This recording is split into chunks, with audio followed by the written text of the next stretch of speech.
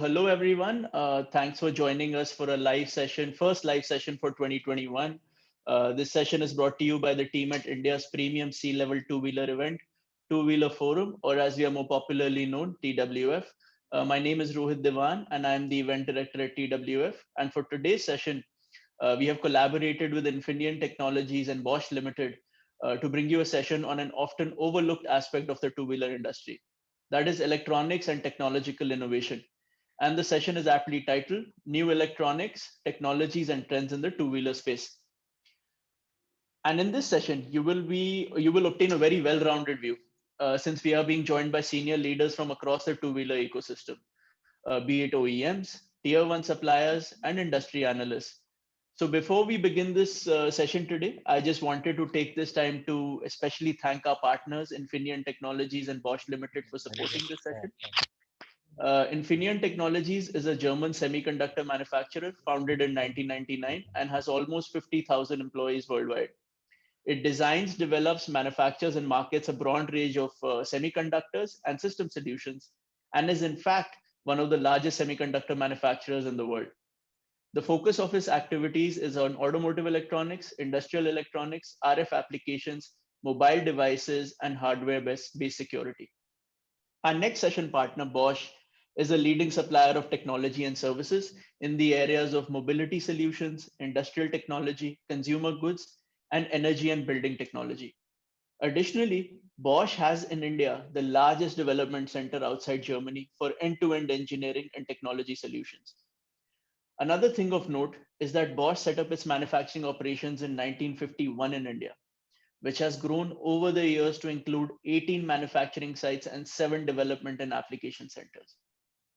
Next, moving on to the structure of the session, we will start off first with a brief context setting presentation and then have a panel discussion with few audience Q&A at the end. Other than that, we will also be running some polls during the session to keep the session interactive and invite you all to share your insights. So before we start this session, just wanted to share a small ground rule.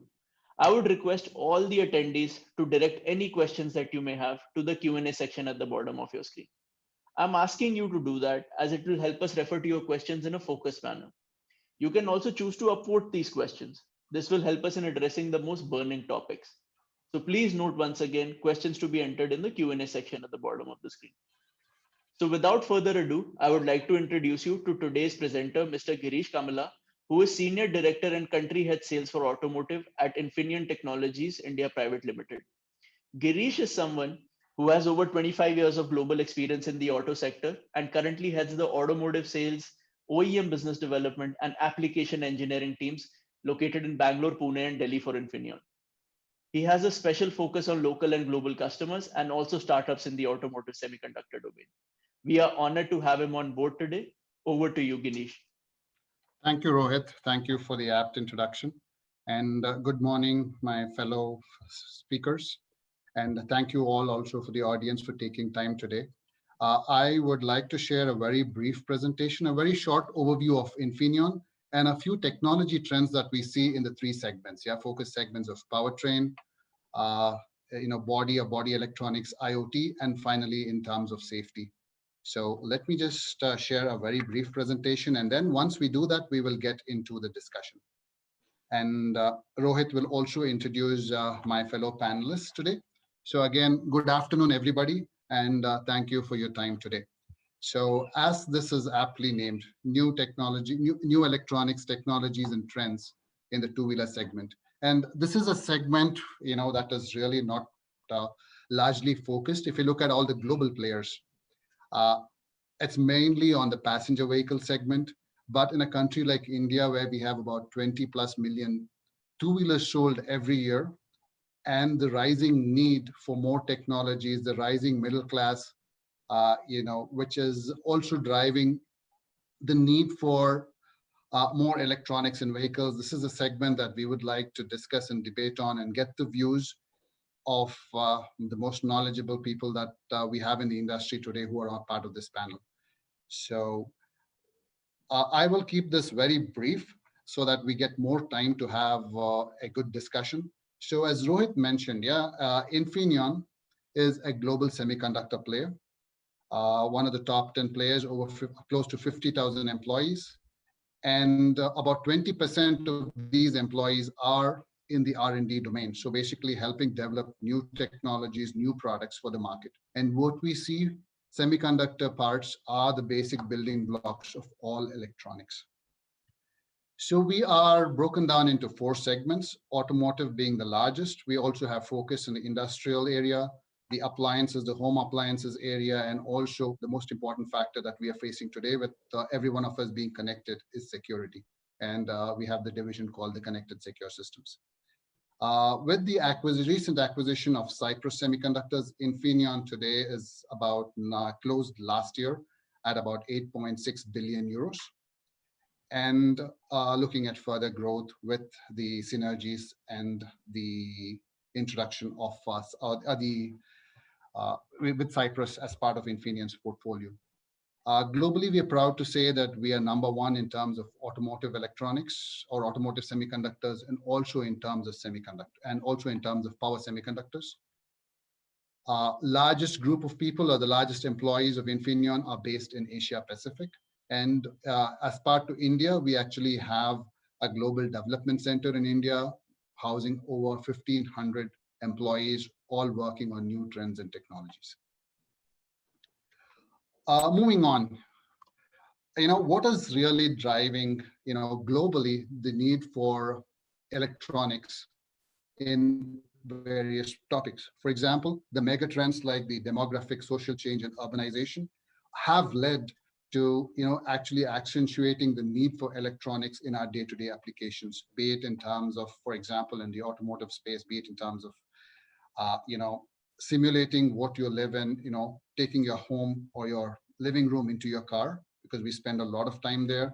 And specifically in terms of two-wheelers, with the advent of the need for regulations in terms of transitioning over from, say, the BS4 to BS6, as well as other technologies that we are seeing in today, for example, enhanced connectivity, electronic clusters, and just naming a few. There's a lot of these that are actually driving a lot of these changes, be it regulation, comfort, and finally, the need where the demand from the end customer is actually driving a lot of these. And this is resulting in semiconductor manufacturers as well as all the other manufacturers, in the supply chain to actually develop these new technologies and products.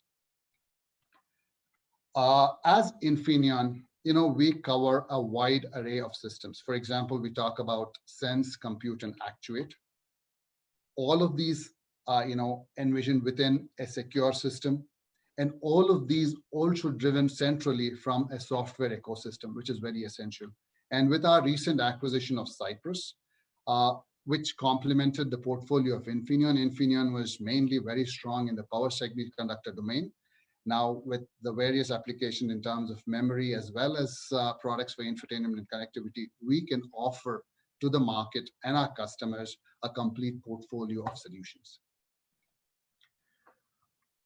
Now, moving on to some of the trends that we see in India. I've kind of divided this into 3 segments. Firstly, we talk of powertrain. Yeah, if you look at powertrain, what do we see? With the need for regulation in India, especially moving from BS4 to BS6, what we saw was from CDI to EFI, ECARB. Now we are also seeing solutions where we have EFI and ECARB, or ECARB and also ISG complementing the whole solution. And what we talk about a lot, and which a lot of my learned fellow speakers will also address today, is on EV. This is a segment that has actually shown a lot of promise. We're still we could say, in an infancy, but something that would actually move on further. Now, what are these driven by? Yeah, mainly, like you can see, comfort and efficiency by customers. For example, that's driving technologies like, say, automatic transmission, DCT, ISG, or VVT in passenger vehicles. Some of these also slowly penetrating or percolating into the two-wheelers. And in terms of emission regulations, as well as the CAFE norms that the government is actually talking about. So if you could see, we see a transition, say, from a CDI to an EFI, ECARB, and EFI ISG combination to finally electric two-wheelers. And the segment of India, close to 20 million vehicles. Plus the other advantage that we see in India that we probably don't see in the other markets is it's not controlled by, hundreds of small players. We have 4 or 5 major players in the market, you know, contributing to the overall 20 million market. So essentially they are all powerhouses, global powerhouses working on new technologies. And we also have representatives from these organizations who will also talk about what they see are the trends in these areas. Now, going on to, this is the thing where with our recent acquisition of Cypress, we're able to offer a lot more into this domain. For example, one of the things is, IoT, Wi-Fi, Bluetooth connectivity. So this could result in, for example, smart helmets, navigation, emergency calling, and some applications like crash detection or smart alarm. This is something that would be very useful in an Indian market where, especially we have some of these track and trace devices. So smart alarms could be something as somebody is moving your vehicle, you're able to get an intimation on your mobile phone, or this could be connected to any of the security agencies that could help.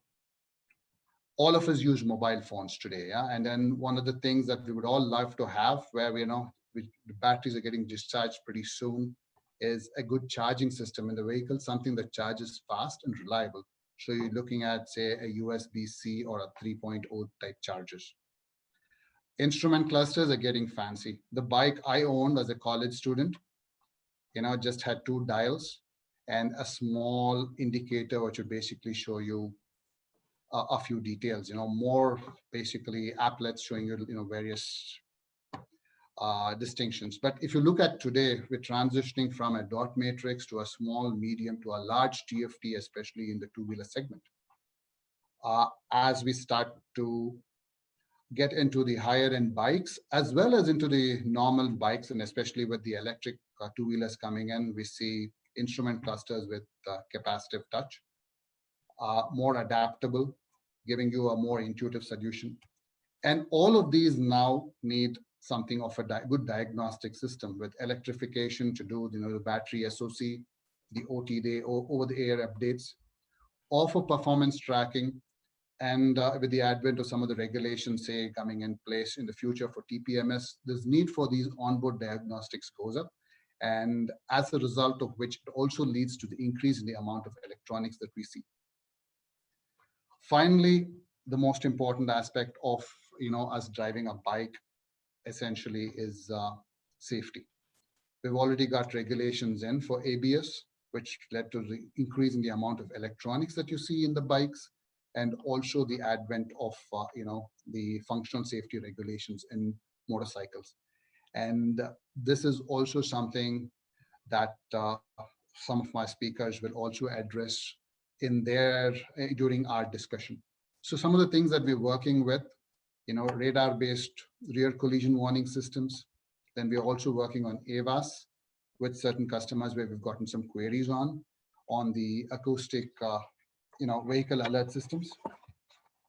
And additionally, what we are also seeing is definitely in terms of,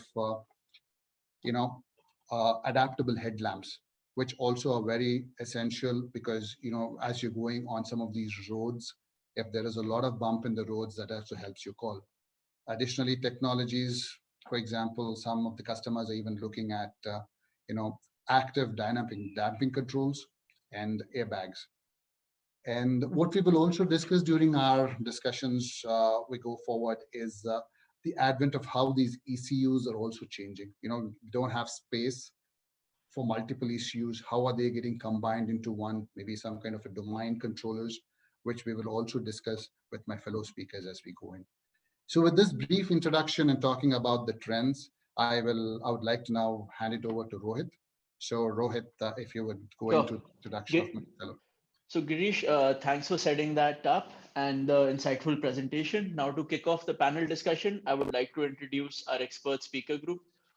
Firstly, I would like to welcome Mr. Ram Bhavaraju, who is a senior engineering leader and currently heading software and web technologies at Ather Energy. At Ather, he leads software development efforts which work end-to-end from vehicle to customer. Additionally, Ram has varied experience in e-commerce, having been part of teams in Redbus, Simply Learn, and Paytm. Our second panelist for the day is Mr. Manohar M. Halahali, who has over 17 years of professional experience. He has handled multiple responsibilities within the various automotive divisions of Bosch, and this has been across different roles spanning several technologies. Currently, he is heading the engineering organization of the two-wheeler division with the responsibility in the areas of engine management system, two-wheeler ABS, two-wheeler and three-wheeler electrification, and architecting connectivity solutions. Next, we have Mr. Aswin Kumar, who is Associate Director, Automotive and Transportation Practice at Frost & Sullivan. He has over 15 years of international research and strategy consulting experience, and his focus areas include automotive electronics, megatrends, and impact on mobility and electrification. He is someone who's widely quoted in national and international media, such as the New York Times, ET, Business Standard, Financial Times, to name a few. Next, please join me in welcoming Mr. Jaydev Venkatraman, who is Head of Engineering Vehicle Dynamics at Continental in Bangalore. He joined Continental in 2007 and has been instrumental in building the R&D team, which currently handles Indian and Asian OEMs, providing active safety solutions such as anti-lock brake systems, electronic stability control, and other safety and comfort functions for four-wheelers as well as two-wheelers. Our next speaker for the session is Mr. Jagdish Bagre, who has been the head of two-wheeler design at Hero Electric for the last 5 years, and he overall has 25 years of experience in the auto sector. He has worked extensively on improving battery technology and making it suitable for the Indian market. This includes adapting the powertrain components to new demands of CAN communicated battery packs and IoT technology to support asset tracking and fleet management.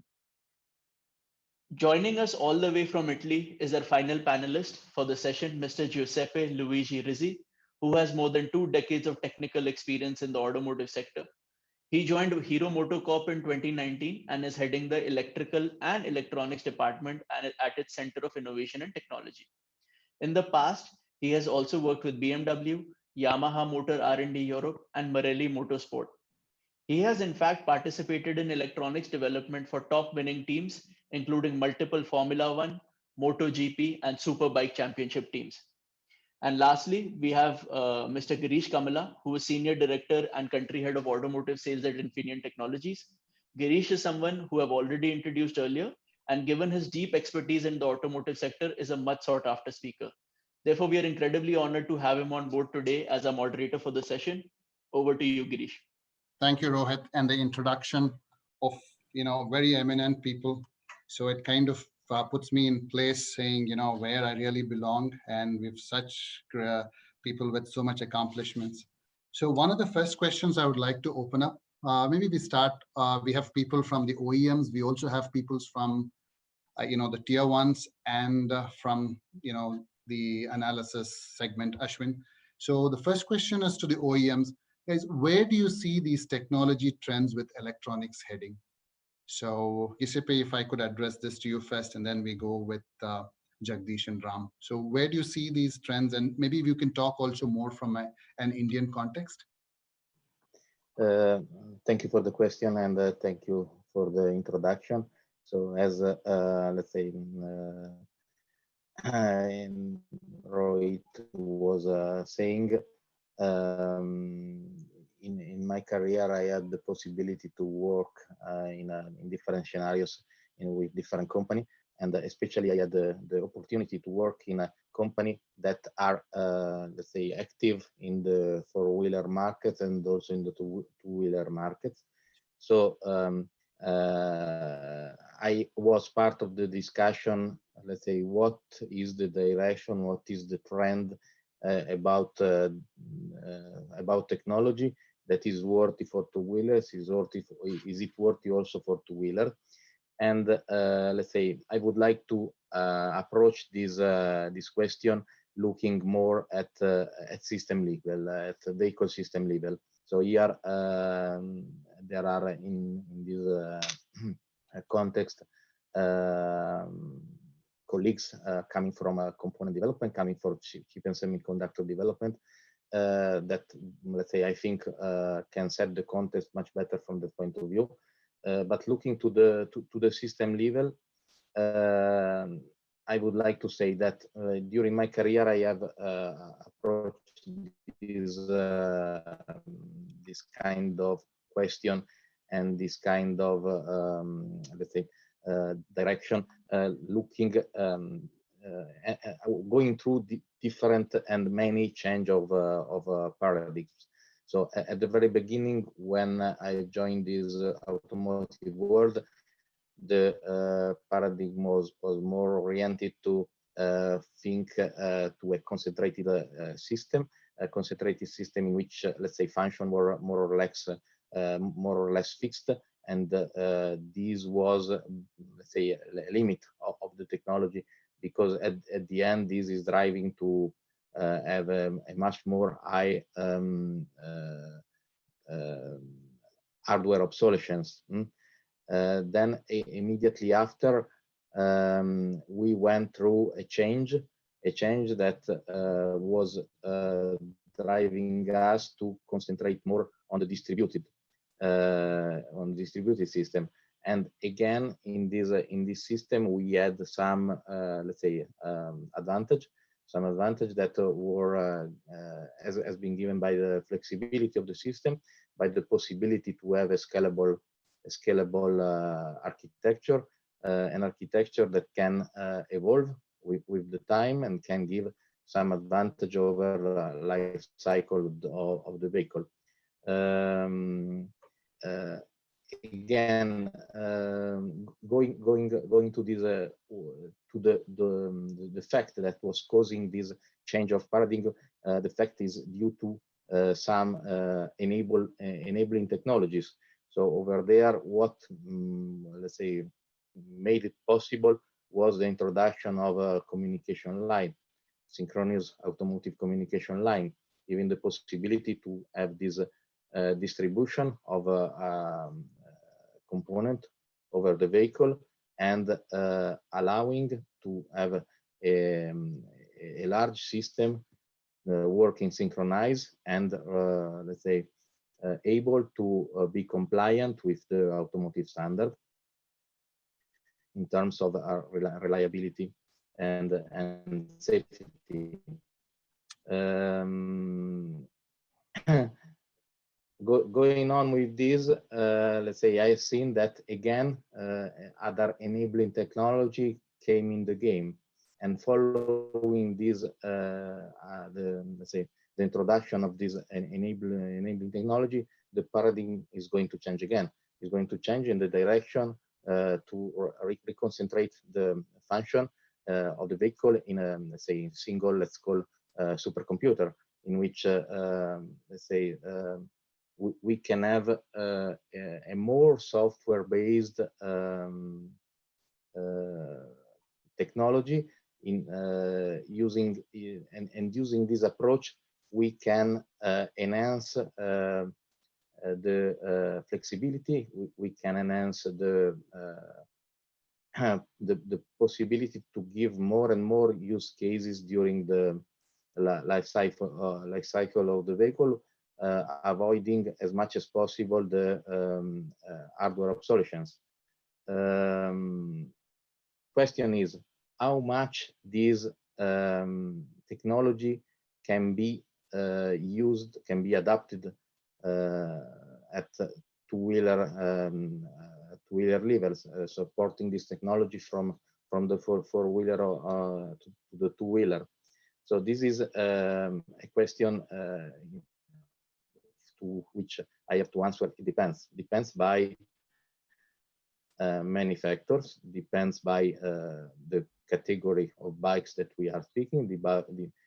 Depends by the market that we are addressing, and because one of the big problem of this porting of this technology from four-wheeler to two-wheeler is connected with affordability, and affordability in different market, in different segment, in different bike category is different. So I see, let's say, looking at looking at different market, I have different answer. For example, as I was saying in my introduction, working at BMW, I have seen in certain category of bike and in certain market was much easier to make this transfer of technology from four-wheeler to two-wheeler because over there target customer and so the expectation from the customer and the use case is expected by the customer was of a certain kind of use case.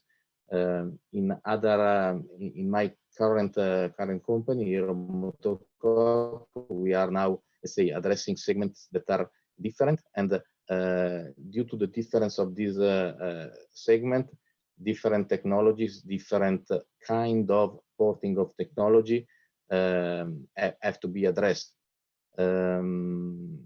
This is my view about this question. Thank you, Giuseppe. I think it was very enlightening for us to understand, your views coming from, a premium four-wheeler passenger vehicle and two-wheeler manufacturer to your current stint at Hero Motors.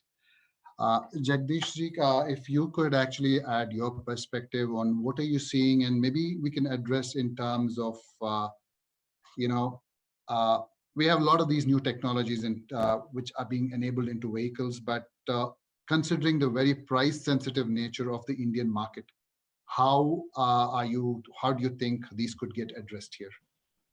Good afternoon, all. I come from Hero Electric two-wheelers, and the background here is we offer a very city speed vehicle, which is around 45 to 50 kilometers of two-wheeler speed, and we cater to this segment. So from this perspective, I would like to say what technologies we require and where we are heading towards now. See, today we have seen the two-wheeler market, which is growing very rapidly, and the use of the two-wheeler in a day by a person is limited, and the efficiency of the whole vehicle, when we look at it as a totality, and when we look at the emissions, so one of the ways to reduce and go green is to go electric. So the battery operated vehicles, so there are two challenges in terms of technology. One is going forward, we can have the IoT, which means the connectivity, smart connected vehicle. So how it will help in two ways. One of the way is it will increase the shared mobility. E-bike sharing will become the norm of the day, which everybody is thinking, which increases the utilization of asset. Number two, in delivery segment, when we talk of e-commerce delivery, then we think of a delivery solution, and when we talk of them is the range of the delivery and how quickly the battery can become swappable, because the cost of battery is the price sensitive subject. And being this, how we can utilize the battery to the fullest extent, and how we can give the customer a usage experience of electric mobility in terms of the advanced torque which electric mobility offers, and at a signal or the way, wherever it is waiting in congestion, it reduces the emission. So because there is no consumption, so I feel that the IoT is going to drive the e-mobility, whether it is connecting to the battery pack, which gives the smart mobility of the battery pack and asset tracking of the battery pack, and also to the connected scooter, where you can also estimate the drive ranges, the delivery times, and this can be an integrated input to the whole system. And then whether it is e-commerce system or e-bike sharing system. Coming to the second topic is the supply chain, which is being localized, and the drive for the battery packs and the powertrain like motor and controller are being localized. So here the entire engine component or the transmission component, which is doing now, they can contribute to this ecosystem, which I feel and which is relevant now in terms of making powertrains and in terms of making, battery packs. Now, given the scenario that the cell manufacturing is out of India, but definitely the BMS, there are ecosystem which is getting generated to make the BMS in India, number one. And number two is even the BMS software programming, which is the core strength of India, is being enhanced. So this is the way forward, I feel, in terms of how we can enhance the two-wheeler utilization in both the use cases. Thank you, Jagdish. Yeah. Ram, if I can ask you in terms of, a lot of this, we're talking a lot of hardware, right? Now the software becomes a big part of this new technology. How do you see this changing the landscape that we have today, moving away from mini mechanical to electronics, and then the transition to differentiation between various aspects? Great. Thank you so much, Suresh, and thanks for having me here. Uh, yeah, I mean, the playground for software had been set a long time back. It's just that the adoption into the two-wheeler segment is the biggest need of the hour. If you see, there are players like us who had been coming the software first way, and we were always keen on developing product features which you can relate to any other e-commerce companies, or probably can relate to something like a mobile phone manufacturer in that sense. So software plays very keen, or a very key important role in that sense. If you compare a four-wheeler segment, the kind of software improvements or enhancement they have had for the last 2 decades, starting from 2000 to 2021, there had been lots of improvement. The majority of the playground went.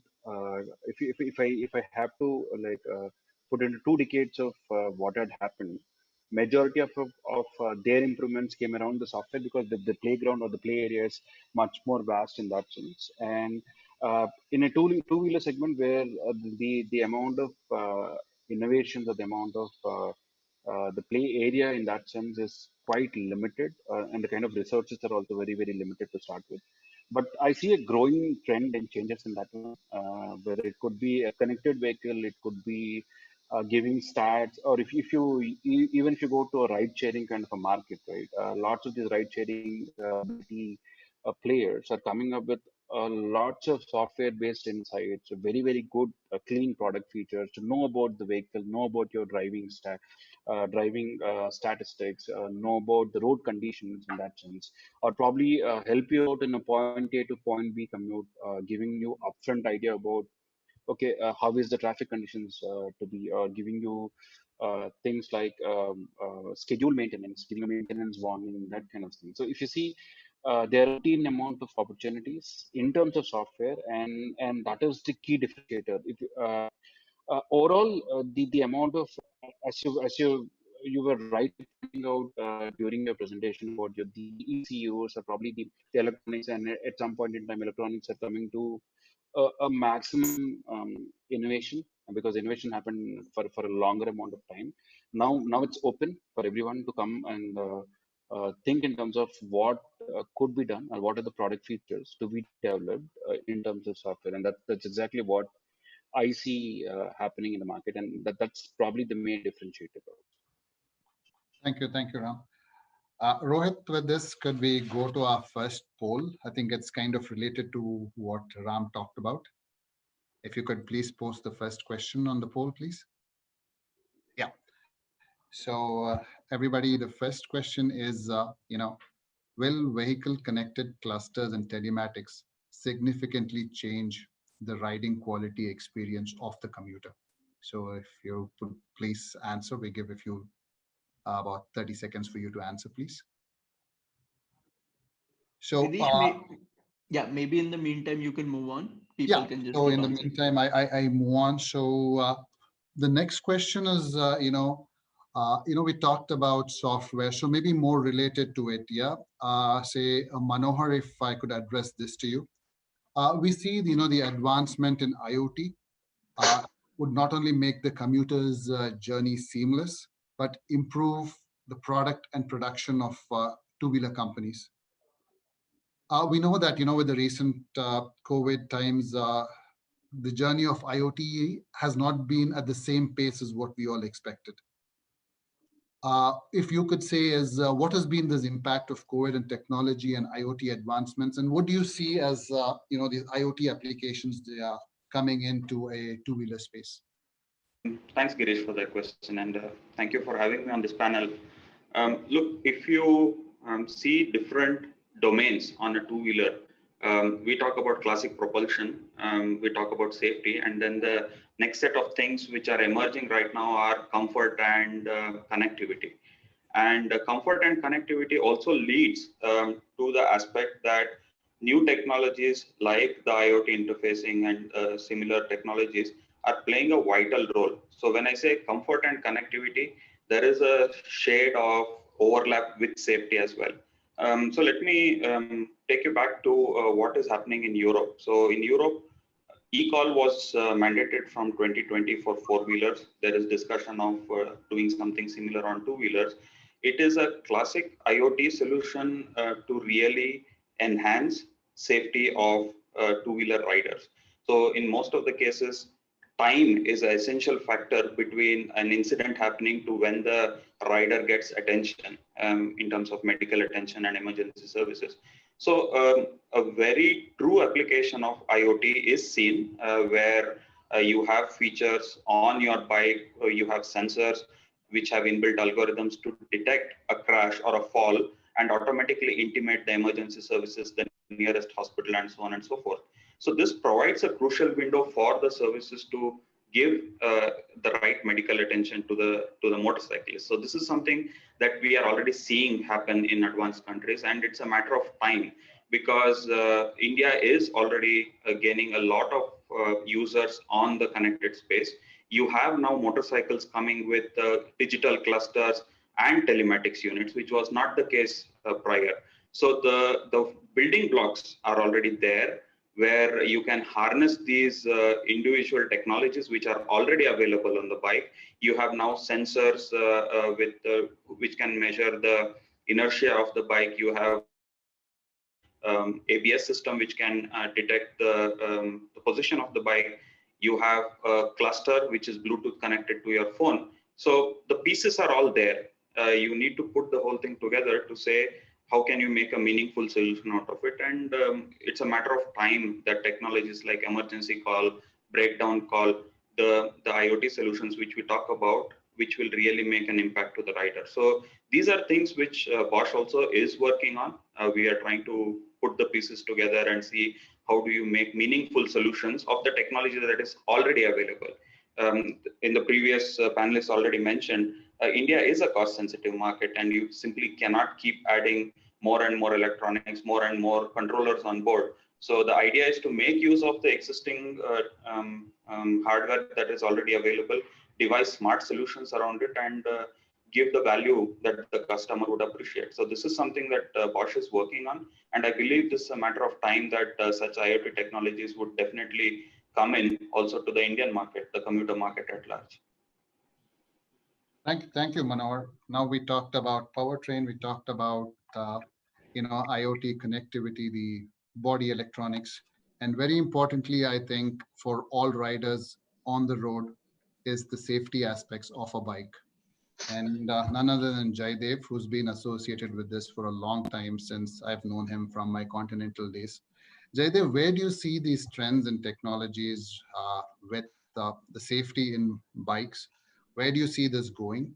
And how can a lot of these technologies that you guys are working on globally be adaptable to the Indian market? Okay, thanks, Girish, for the question. Good afternoon, everybody. Yeah. The first part is on the safety itself. Yeah. I think the perception is only growing. The safety perception in India is growing with the government legislating ABS and a lot of safety features that is seen in the four-wheelers. The two-wheeler riders are also equally educated, and the perception is growing and the uptake is happening. And if you are a rider in an Indian scenario with millions of vehicles added every year, the road conditions that we have, it's clear that if we come up with a safety solution for an adaptive headlight, people riding in the night already know if I have an adaptive headlight, how much convenience it is and safety for me, or a warning for me if I'm going to have a rear end collision, or some kind of warning if there is a blind spot detection, or when I want to change a lane. I think this safety function requirements is there in our market and is also important in our market, considering the number of vehicles and the injuries and the fatalities that happen. So a lot of these solutions are needed in our market. And once the perception of the people is slowly changing, I think these things will immediately catch up demand as well. On the other side, the technology is also available. I mean, from the Big Brother four-wheeler, there is so much technology and evolution that's happening with the radars, cameras, the ECU, the software-defined architectures. I think these solutions are also available. And it's just a time that this demand and these solutions will find a perfect match. And maybe in that sense, the affordability can also be given. So the scale up of safety solution, which is actually a requirement in our market, and coming with the solutions we already have, I think will have to be made affordable, and that point also will come. And companies like Continental, having a safety heritage for the last 100 years, 130 years or so, we have developed several solutions across the market, which is well adapted to the market requirements. For example, in the case of ABS, we also introduced a one-channel ABS so that it's cost-effective, but does the work of safety effectively as well. So like this, it's also throwing up a lot of opportunities because the functions are there, and we are the biggest market. We also owe it to the people to give a good safety technology to the people. So I think several work is going on, and we are constantly making in the market for the market solutions, making it as cheap as and affordable as possible. And technology is affordable, and if it meets the right demand and criteria, I think it will be a good, finally a good product, and finally a good value add for the customer and society as well. So this is how we see, and we are working. And we as, we owe it to the Indian market because this is the biggest two-wheeler market, and we are working constantly on bringing some of the safety technologies I mentioned. Thank you, Jaidev. And Ashwin, you encompass all of us. Yeah, each of us are focused on a specific segment, but you have been working with the two-wheeler manufacturers, the tier one, supporting them, and also, the semiconductor manufacturers. What do you see as, your perspective in terms of where we are headed? Because India, as all the speakers talked about, is a very cost-conscious market. And what are all the possible options that actually drive for increased electronification in the two-wheeler segment? Because this is also a segment which is not a big focus for a lot of the big players. So where do you see this from your perspective? You've been following a lot of these segments, yeah? Thanks, Girish, for that. With respect to the electronics content in two-wheeler itself, we believe that we are in the middle of a major transformation. Let me put this in perspective for you, and also make a very clear distinction. We have internal combustion engine based two-wheelers, and we have electric two-wheelers. With respect to electric two-wheelers, just like Mr. Ram mentioned, we already have vehicles that have more than 50 sensors on board. It needs to be connected because it needs to be constantly measuring things like voltage, current, where the vehicle is, where the nearest charging station is, and things like that. Now, I like to focus on the biggest elephant in the room, which is the internal combustion engine based market, which is the single largest opportunity for OEMs in India. Within that, in India, like a lot of speakers mentioned, India is the world's largest two-wheeler market and continues to be so. 2 years back, we still did more than 20 million units. Let's see how the market is structured and where we think there is an opportunity for excellent or higher concentration of electronics. So about 65% of the market is focused on under 110 cc, where we see, very cost conscious, focus more on reliability, fuel economy, and things like that. And we also see a major thrust towards above 150 cc vehicles. 150, this is like the fastest growing segment, 1. 2, this is also a segment where we see a rapid adoption of electronics content. This 150 cc and above and 250 150 to and above segment will have a volumes about 3 million units, right? 3 million units, and it's been growing at about 30% in the last 5 years in terms of CAGR. Now let's come back and put what kind of electronics requirement for what segment is applicable for the Indian market, right? So with respect to development in electronics itself, you can look at it from a program area standpoint. You can look at it from body electronics. There is powertrain. There is safety and security. There is infotainment and connectivity. And then, of course, transmission.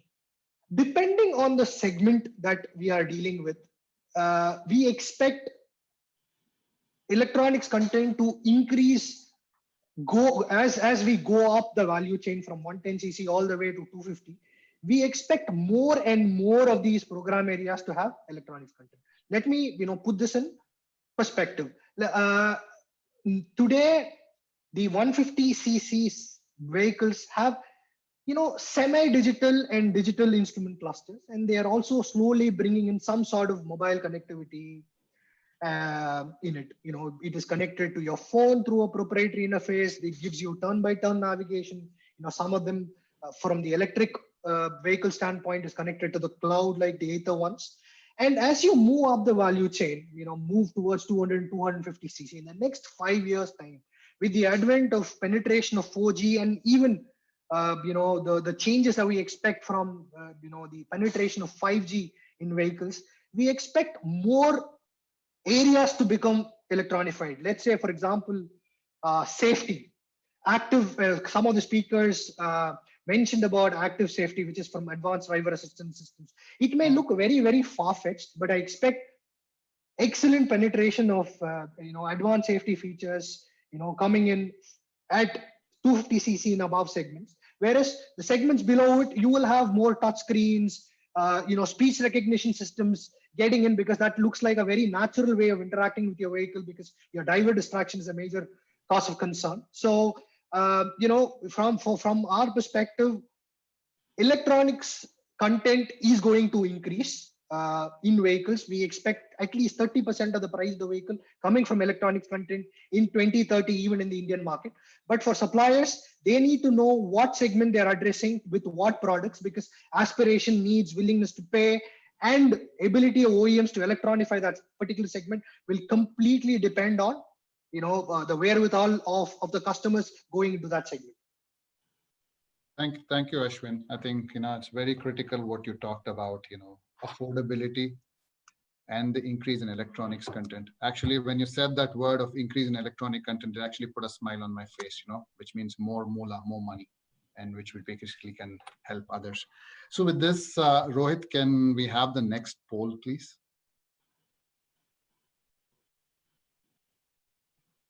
Girish, can we share the results for the previous one first? Sorry about that. Yeah, if you could please go ahead and share. So what we see, yes, and it's basically an overwhelming yes, about the connected clusters and telematics significantly changing the ride quality experience of the commuter. Thank you, guys. I think a lot of us on the panel also agree with this statement. Yeah, Rohit, if you could please, go ahead and share the next poll.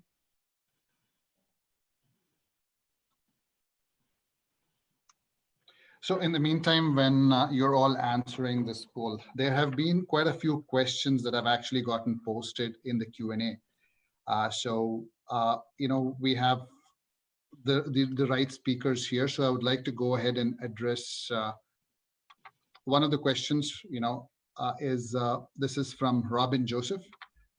It says, how do you see the synergy for engineering plastics in two-wheeler segment with increased electronic components, which go hand in hand with audio electronics for their fire retardant properties, and specifically thermal conductive plastics for thermal management? So anybody on the panel, would you like to take this question?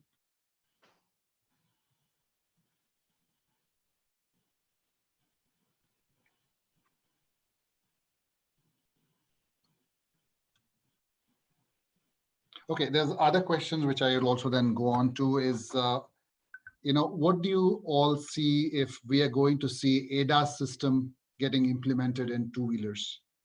Sorry, Rohit. So Girish, maybe Manohar can shed light on this. The advance. So the question is, from Akhilesh Jain. He says that since we are touching upon motorcycle safety technology, so what are your thoughts on advanced rider assistance system in two-wheelers, similar to ADAS in four-wheelers? And for examples, he's given forward collision warning, blind spot selection. So maybe you can shed light on that. Sure. I mean, it's a relevant question and also an apt one for discussion today. If you look at the overall safety on a two-wheeler, and if I can categorize it into three buckets, we talk about as Bosch a three-step safety concept. The first one is classic safety, making sure that the bike is safe in all the braking and accelerating conditions. So here you have the combined braking system, the ABS, and motorcycle stability control all coming in. The second one is to predict, to see when can the bike become more unstable and cause harm to the rider. And here is where the prediction comes in with respect to blind spot detection, forward collision warning, and also the adaptive cruise control topics. These are classic packages of advanced rider assistance systems, where a host of technologies, radar-based technologies, ultrasonic sensors, all these are used. And these are things which are already in the market. So if the question was in the direction of whether ARAS will come with respect to the market, the answer is it is already there. Albeit in a niche segment, in high-end models of KTM and Ducatis perhaps, but it's already there and it's working well. And the only way forward I see, and I strongly believe, is that the more this technology becomes affordable and we can work on it in order to optimize the whole solution, it's a matter of time that it will trickle down to the commuter segment and also the premium segment, which Ashwin was just talking about, the 150cc, 250cc and above, is the right segment where it could start proliferating in the Indian context. And the third one, the third step, which I should not forget, is to connect the bike to the environment. So I spoke about the IoT solutions, where you ensure that even if an incident happens, the rider is then given enough attention, enough medical care in the short window period of time, which is quite crucial. So if you look at the overall configuration of a three-step safety, ARAS is one portion of it, and which is already coming. The basics are already there. The Indian market is already having ABS, CBS as a standard fitment on the motorcycles and scooters today. And the next thing, as we spoke about the IoT topics, would come in a matter of time. So the safety portion, including the ARAS, is a reality that is already coming. And I would see that the Indian market could test these technologies in the 150cc, 250cc segment. And then based on the success, and once you get volumes there, the affordability would definitely increase. So this is how we see technology going forward. And this is something that is also very close to how ADAS is then deployed on a bike, and then ARAS comes into play. Sure. Thank you, Manohar. Maybe Rohit, maybe Jaidev can add to that as well, given that he's safety is close to his heart as well. Yes, I think Manohar comprehensively covered it, the steps of safety. But as we are working on solutions. I mean, only thing that I would like to say is ARAS is already there, and we as an engineering community working closely in India, we are monitoring the situation. We know that we have to bring an affordable solution into the market, and as an engineering community, we owe it to the market here as well, and to the commuters here as well. So the challenge now is to bring it in an affordable way, and also to package it in a right way from the four-wheeler to the two-wheeler, given the space constraints and where to position the radar, camera, what's the best way. In the segments that he talked about, the premium segments within India, and also maybe a commuter segment. We see several use cases there. Yeah? Also, a lot of women drivers maybe are benefited by a blind spot detection. A lot of takers on the scooters. So we see a lot of market opportunity and segments which will really benefit from these features. And we as an engineering community are working to bring those solutions, adapt it to the Indian market, and make it affordable. And this is something of a mission we have also taken up on ourselves as well to do this. So just want to add it. Great. And can I share my view? Yeah, sure. Yeah. Okay, so about this specific point, I would like to share my view because I have been active part in my previous experience, especially in Europe, about this process. The active riding system, also the passive riding system, was, let's say, a process that has started many years ago. I have personally participated to many European projects regarding this topic. European project having the target to put together OEM company and also supplier company in order and create a kind of let's say backbone to be able to introduce these technologies in the bike that are very important and to which for example my company is very strongly committed. Safety is one of the most important things on which we are working on. As previously mentioned, one of the topic is how, let's say, implement these technologies on the bikes. Bikes, as I've already told, four-wheeler and two-wheelers are basically different, and porting of technology is not transparent. So needs some technology change and some technology optimization in order to make the technology available at that level. The other point is, let's say, a kind of a sensibilization of the customer to this kind of technology, because, okay, as Mr. Manohar was saying, let's say, increasing the number, also the affordability will increase. But I want also to highlight that is also a matter of technology. When I was participating to this project more than 10 years ago, technology available were very less, and impact of that technology on the cost of the bike was very huge. Now, going on, I see that more enabling technology are coming in the game, and are coming in the game even in the future, especially connected technology like 5G are allowing use cases that will drive this ARS system to be every day much more safe, much more affordable, and so I see in this direction a lot of possibility in the future to deploy this feature in the market. This is what I wanted to say. Thanks. Sure. Mr. Bagre, would you like to address battery safety? I mean, that's something that, if you could unmute yourself, please. Yeah, battery safety, I just want to share this topic because it is very important for two-wheeler in electric and other electric vehicles. One of the thing is battery local supply source, which is currently enhancing its process, which is for the consistency in joining process, the consistency in cell grading process, and consistency also in entire battery pack development, which also the government norms are getting enhanced in terms of safety, that the battery pack has to go through the entire fire chamber and then sustain that there is no explosion. So the safety norms this year has made a lot of changes and leap changes in terms of battery safety.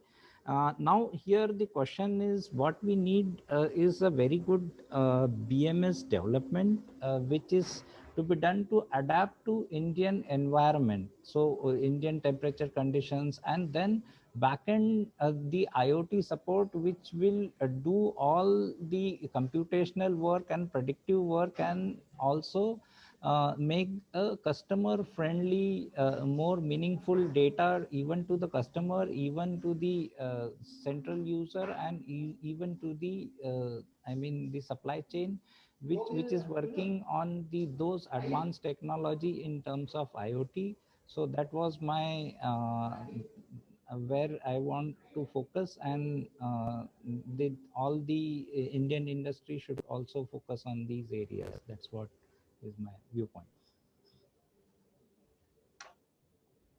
Hey, Rohit, with this, maybe we can show the results of the polls that we had.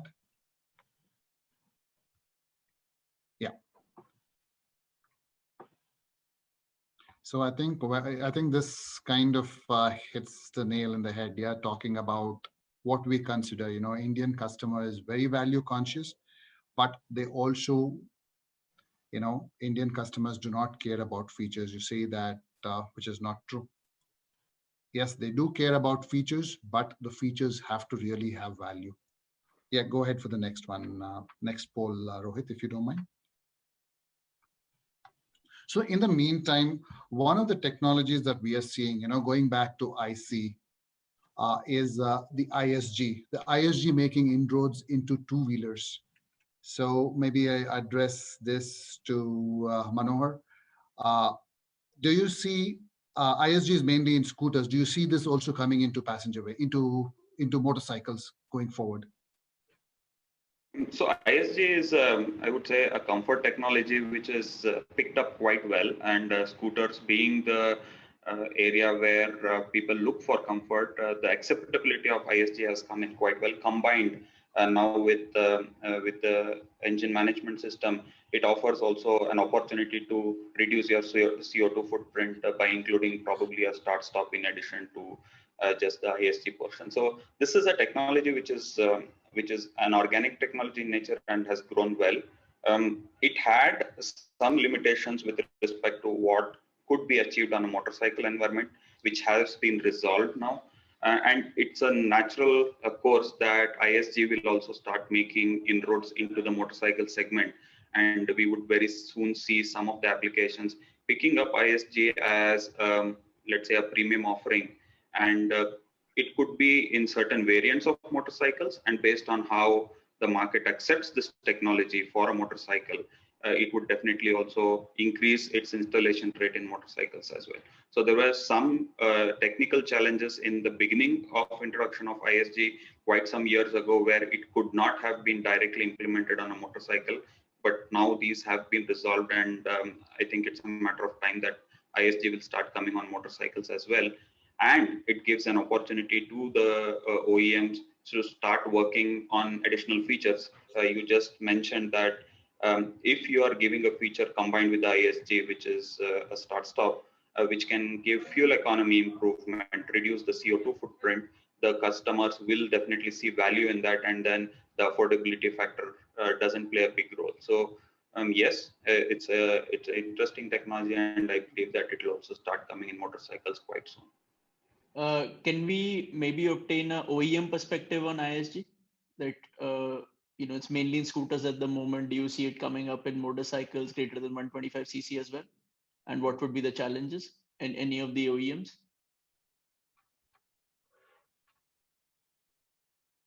Sorry, can you hear me? Yes, I can. Okay. Yeah, say I am in line with what Mr. Manohar was saying about ISG. I think it's an interesting technology, and I think is important, let's say, as a use case for the customer, even at motorcycle level. What let's say the big impact here is to be evaluated is again about the affordability of this technology. From a scooter point of view, of course, the feature is already well introduced and is very, very much appreciated. On the motorcycle, I see this feature, especially looking to the market with, let's say, with my international eyes, a little bit at the beginning of the introduction, but definitely benefit are there. Advantage to the customer are there, comfort in the driving are there. Is let's say only matter to say make it from cost slash benefit point of view appreciable to the customer. This is my point of view. If Rohit, if I may add my perspective on this, sure. Very quickly. If I remember correctly, TVS Motors actually introduced ISG in its moped range, which is like the bottom of the in terms of pricing. It was introduced in TVS Excel. Super. And it was initially done it was introduced in 2 states, UP and Delhi. And then we'd spoken to a lot of customers using that technology. They loved it. It was very, very quick, efficient. It didn't have any sound, or they really liked the use the technology. If that technology can be introduced in mopeds, I see no reason why this technology cannot be ubiquitous, across the board in the Indian market. Yeah, I just want to tell, in four-wheeler market, it has been quite successful in terms of value chain. So definitely two-wheeler also will have the same appreciation. That's what I feel in terms of CO2 reduction and also better fuel economy.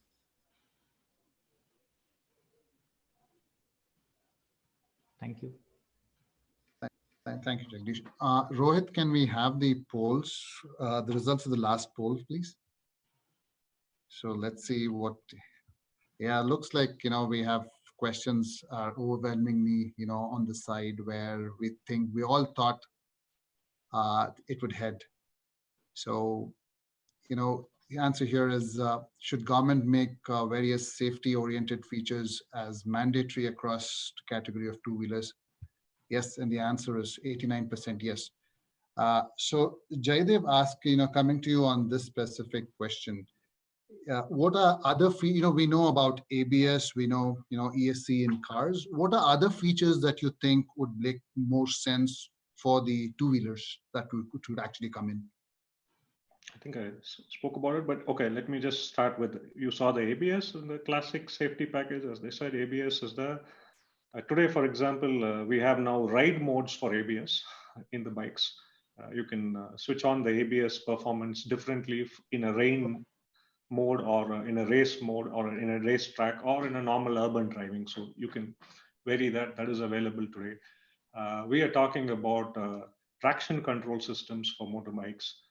Motorbike stop and go in a hilly surface, that the motorcycle is not going down when you brake and start off.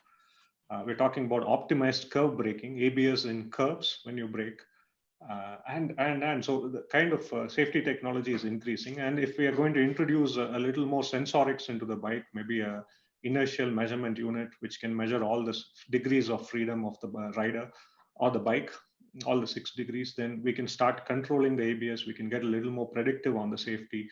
We can use that for headlamp control while you're on a curve. So a lot of those technologies in safety, which is possible to also immediately bring in and test it in the market. And if the affordability is there, we can also introduce quickly into the market. So that is happening.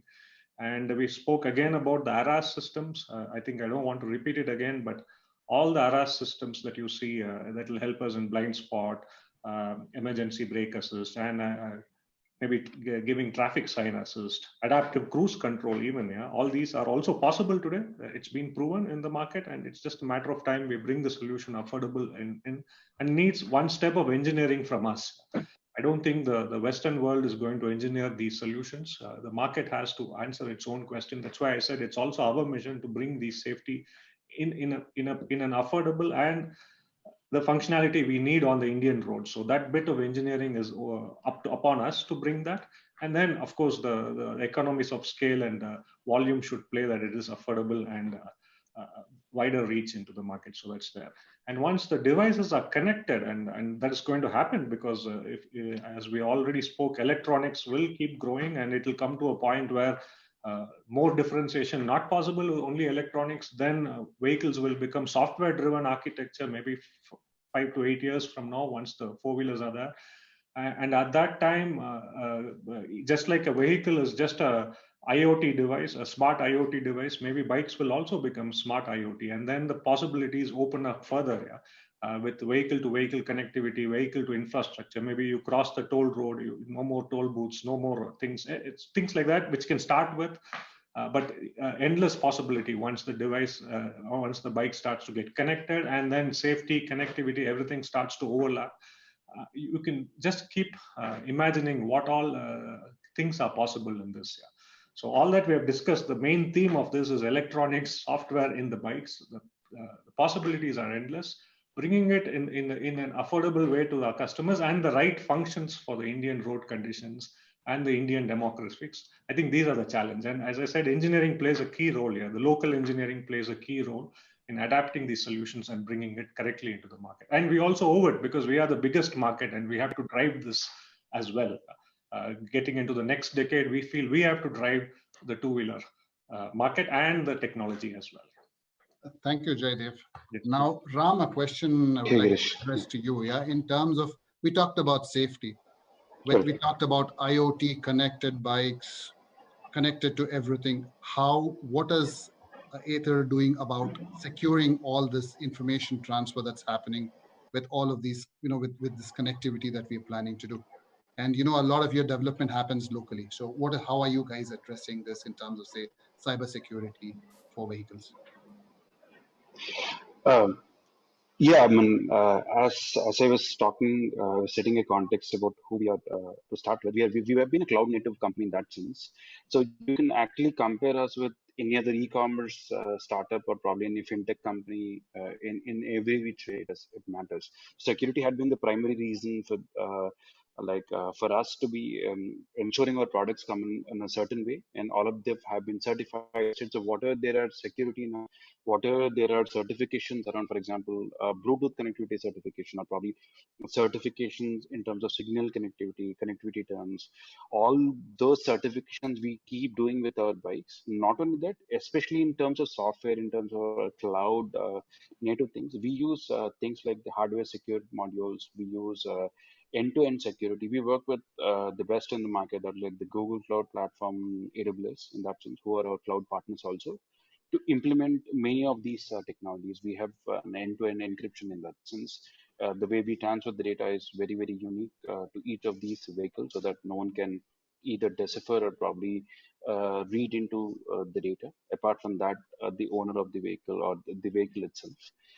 That way, we have had adapted multiple different approaches, and we have worked the best in the class. And we have this as a cadence setup to have a regular security testing done. We do lots of penetration testing in that sense, lots of security testing, perimeter testing, and also connectivity testing. These are 4 major testings which happen for every major release on our vehicle. And this keeps updating with the certifications available, with the amount of the changes in the cyber security framework also, right? We keep updating them so that we are on par with, or probably at least close to where it is in terms of any other e-commerce company or a fintech company in that sense. So we do take security quite a bit, and it's part of our products. It's not an afterthought at all. I mean, we even though we are an OEM, we are more of a software first company in that sense. Thank you, Ram. Ashwin, you've talked to all the manufacturers. Yeah, you talk to everybody. Now, we see India, a lot of software development is happening. What is your take in terms of the hardware design when you talk to a lot of your customers, of how is this translating into the design of hardware from more software-oriented approach? One of the most important things that we realized is, Indians can do software, but there's always a bit of a challenge when it comes to hardware. Speak to Ram, they'll tell you the kind of challenges that they've seen in terms of manpower, in terms of designing anything ground up with software and hardware to go with it. And that's been one of the challenges. Even today, from our recruitment standpoint, from the training standpoint, from the R&D standpoint, Indian OEMs are still thinking, automotive or cars or two-wheelers, in terms of a mechanical machine. That's no longer going to be the case. Everything around in this extended ecosystem need to be software oriented. By 2030, I mean, even today, there's more than like 10 million lines of code in an S class. With more safety content coming in, infotainment, connected vehicles coming in, IoTs coming in, you are going to have more and more codes written into original ground up developed hardware. So this is something that OEMs do not have expertise in, and this is where perspective or the capability of suppliers would come in, and this is where suppliers, the global suppliers likes of Bosch, Continental will have an upper hand because they bring in, marry both of these two things together. But the success of their offerings in the Indian market would completely depend on whether they are going to be bringing a product that is applicable for, let's say, a European market directly into India, or develop something very unique to India. Give you a perspective. For cars, there's ACC, stop and go, there is blind spot detection, there is lane departure warning, there are several other systems. But when we actually spoke to customers about what they'd like to pay for, it's a simple camera-based 360-degree perspective that gives them a complete 360-degree perspective of a car and surroundings, to avoid fender-bender accidents. This is something that they're willing to pay for. So even from a motorcycle or scooter standpoint, we need to understand what customers will pay for, and then probably take those, develop a solution around it, and then take it to the OEMs. And make no mistake, it's not going to be easy for OEMs to, come and, put that hardware in and develop that ground up and build a software around it. Tomorrow it's going to take years of expertise again. Thank you, Ashwin. One of the topics that a lot of participants are asking, addressing LED lighting. Jagdish, I would like to address this topic to you. How do you see the LED lighting penetration into the two-wheelers going forward? We've seen a few applications, yes, but a lot of them still falling back to the conventional lighting. Where do you see this trend going? Yeah, going forward, I will take two aspects. One aspect is the electric vehicles. Electric vehicles, yes, they need to be energy conservative. So going on a LED lighting will reduce the energy consumption from the battery pack. This is the positive sign. And way forward, all the future will be LED in terms of that. And secondly, on the safety perspective and the overall visibility perspective, LED is going to take us far ahead than the conventional lighting system. If you look the modern two-wheelers where the visibility range is much higher than the current filament-based lamps or halogen-based lamps. So we see a way future in terms of energy conservation both in, and as we go forward, as it happened in the regular lighting system, the cost is also going to come down very drastically when we look at the application and when it comes to mass usage and affordability. Thank you all. Thank you. Manohar, one topic which I would like to address to you, with the integration or with putting so much electronics into vehicles, so many functions into vehicles, the number of ECUs in the vehicles are increasing. Where do you see the trend going? Because especially in two-wheelers, there's also going to be a constraint on space. So where do you see this trends going, where a lot, and where Bosch is actually working in addressing these topics? I mean, it's an interesting question because what we see now on a two-wheeler has been an organic growth with respect to electronics coming on board. So we started with the CDIs, then you have some kind of body controllers coming in, the blinker controllers, engine management, ABS, clusters. So this has been a gradual journey of adding electronics as and when it comes, either as a legislation or as a need. So this has been how the content of electronics in a two-wheeler is increasing. So it's not a preset plan which everybody worked on of a vehicle of a future and then started putting in these electronics. It was more gradual and organic.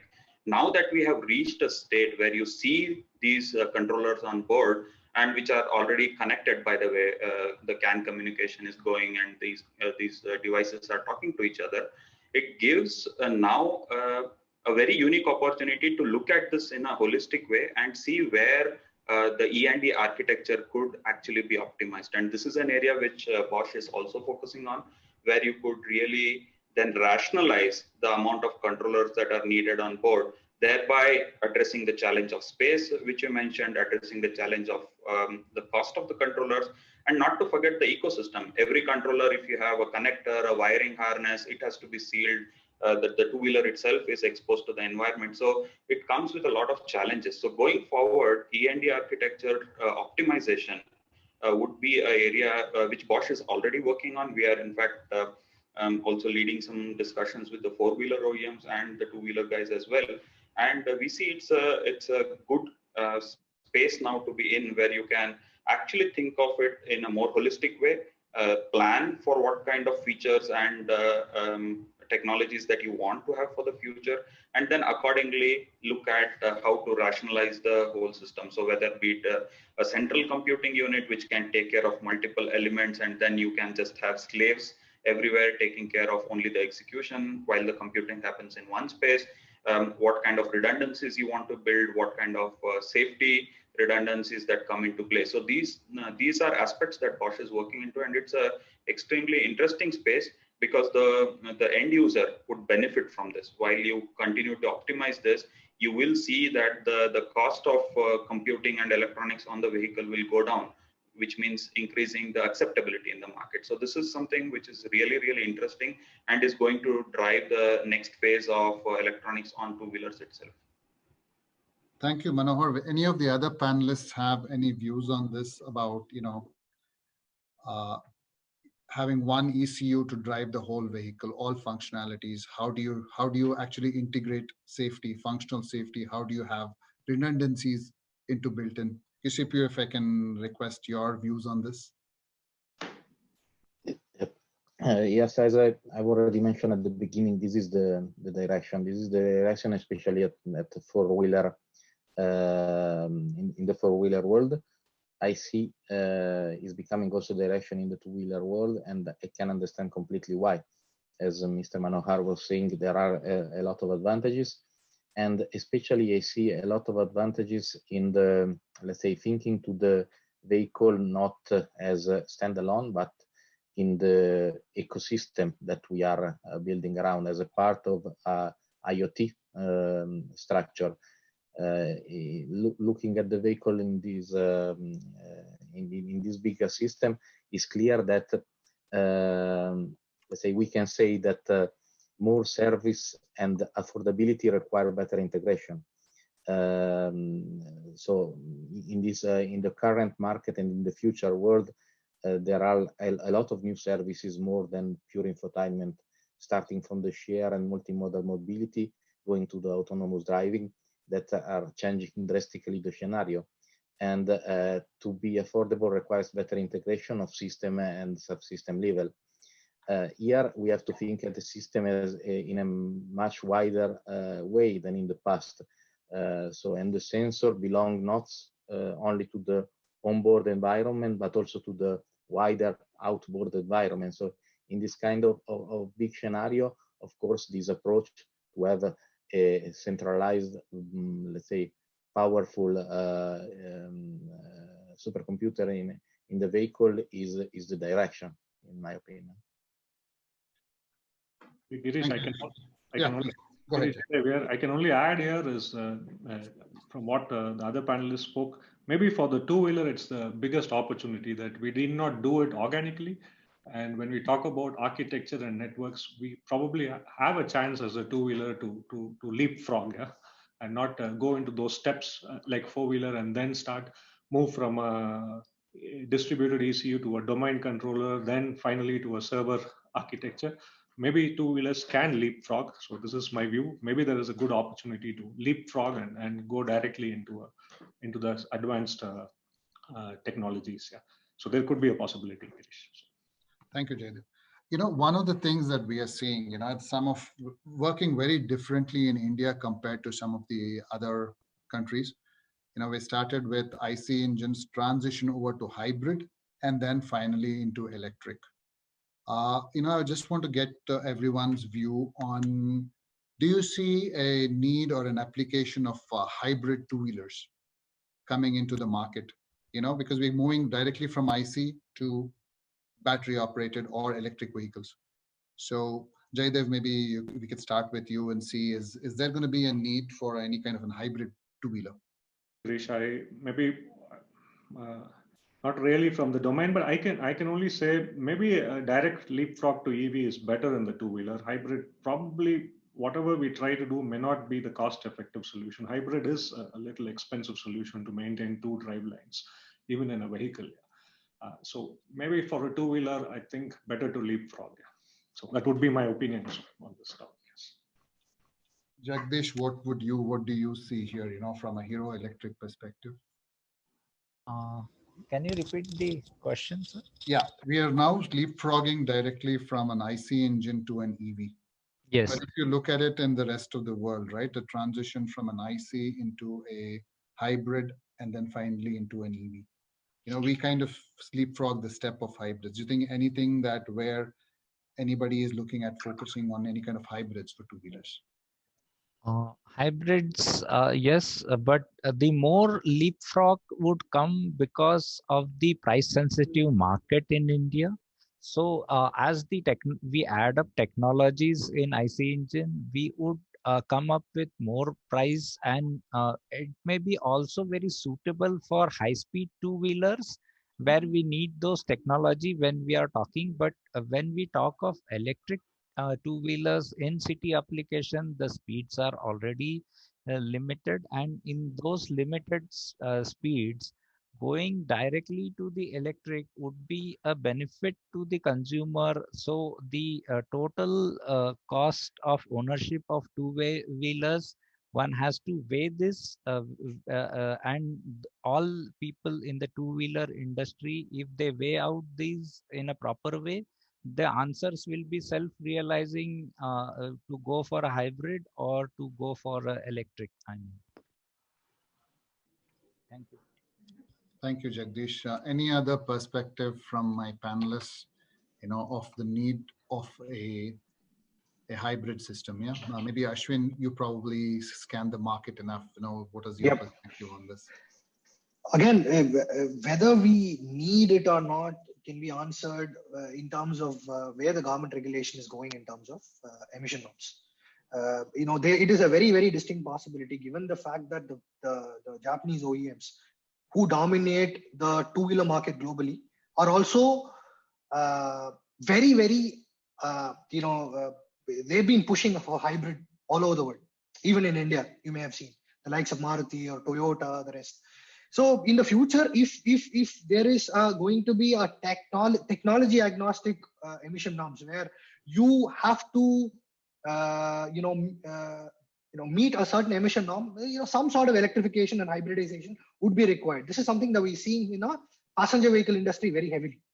And this given the fact that these guys have a 20-25 million manufacturing capacity, if it becomes electric overnight, what are they going to do with all these the supply chains and years of expertise putting into developing all of these suppliers and expertise? So hybrid would make sense, but it will completely depend on the OEM's inclination and the kind of direction that your emission regulation and compliance would go into. Thank you, Ashwin. Just been reminded by Rohit that we're almost out of time. So I would basically do is, have a brief summary of the discussion. I think definitely an hour and a half or hour and 15 minutes that we got to talk about this topic of electronics and technology trends in two-wheelers is probably not enough. We definitely could do it. Just to summarize, I think definitely what we're seeing is the electronics content in two-wheelers is going to go up with the advent of technologies in terms of for comfort, maybe even in terms of regulations, and finally to improve the efficiency and enhance the vehicles and the performance of these vehicles. We would need for a lot of electronics. We talked about going into a single ECU, which would probably make a lot of sense.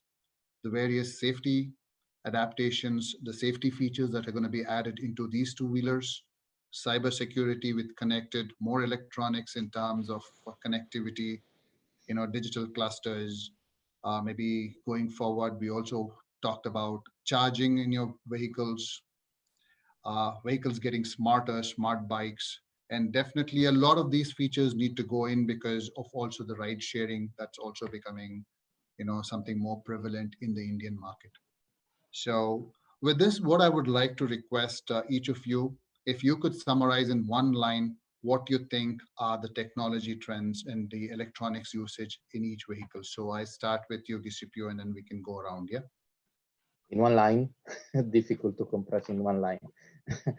But definitely technology trend, I can say, is to have, let's say, centralized processing power and integration with IoT system. This is to compress everything in one line. Thank you. Jaydev, go ahead, please. Yeah, technology, for me, more safety, connectivity is going to be there, going to come up. And yeah, as also said, and maybe a more optimal, rationalized architecture for electronics. Thank you, Jaydev. Jagdish? Yeah, more it will do with the IoT integration to become a consumer ease and human interface in a better way. Second is the supply chain of the overall EV system, which will be it batteries or motor powertrain or whatever those are there. These are the key areas to make the transition to EV. Yes. Ram, your perspective, you guys are the disruptors in the market here. What is your perspective on this, Ram?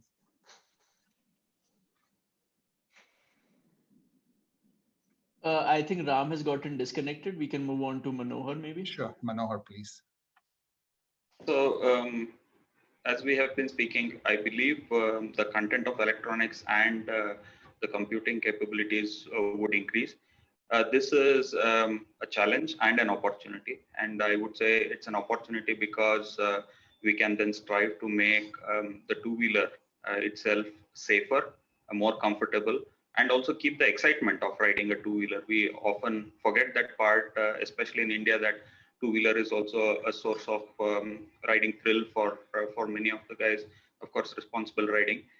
So it's an opportunity for us to address all these points and then have a positive impact on the riding community and possibly society at large, which brings us to the aspect that these all things will definitely improve rider safety, and that's something that I truly believe is going to come.